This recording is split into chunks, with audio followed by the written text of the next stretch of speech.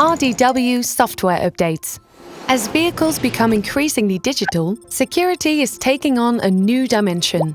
The number of connected cars on the road is growing exponentially. Software updates, therefore, play an increasingly crucial role in the functioning of the vehicle and road safety. That is why, since January 2021, the UN ECE regulation for software updates applies, the R156.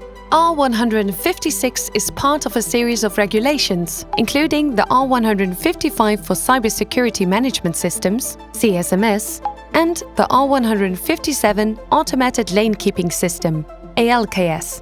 These regulations give the RDW powers for both the design and production and use phase, in particular as an approval authority.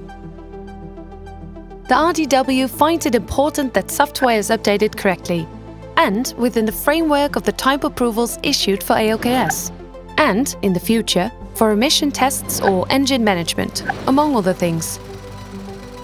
With the introduction of the R156, transparent rules are established.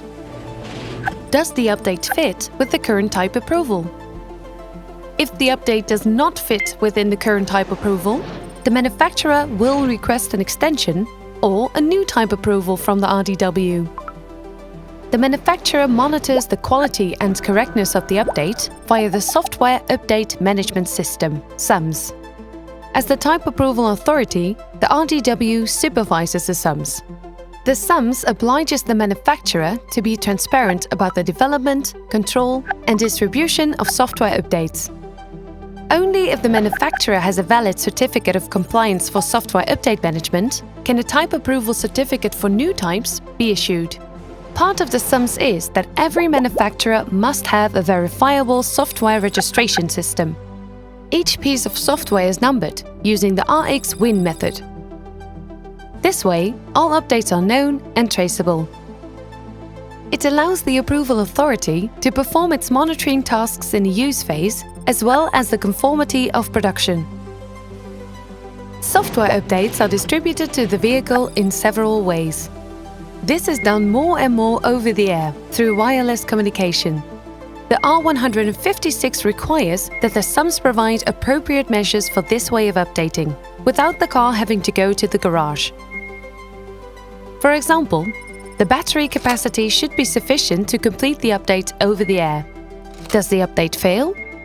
Then there must be enough power to be able to restore the original situation. The driver must also be informed because what will change with the update? Which features are temporarily unavailable? Do drivers have to do something themselves? Was the update successful? Are there any changes to the user manual? And so on. And there are other additional checks that must be secured in the SUMS. This is the responsibility of the manufacturer. Does something seem wrong after all?